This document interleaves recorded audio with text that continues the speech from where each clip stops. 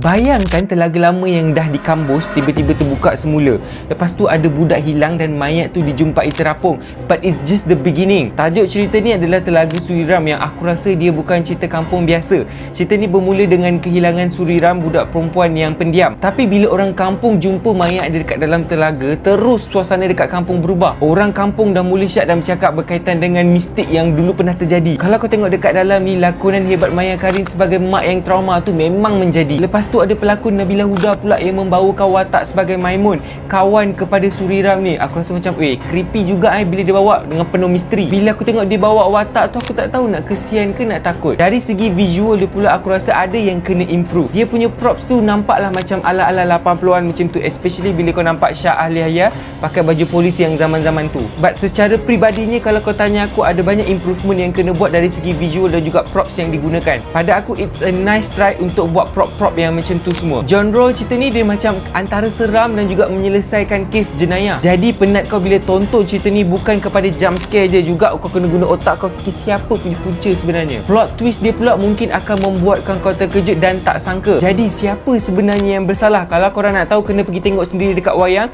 sebab baru je keluar 1 Mei hari tu. Itu saja daripada aku. Kalau korang dah tengok cerita ni atau baru dah tengok cerita ni, bila dah habis nanti jangan lupa komen kat bawah best ke tak, bantu orang lain untuk tengok. Dan kalau korang ada movie atau drama berseri yang menarik yang korang nak aku tengok, korang boleh komen kat bawah, nanti aku akan pick. Itu saja daripada aku. Assalamualaikum, bye.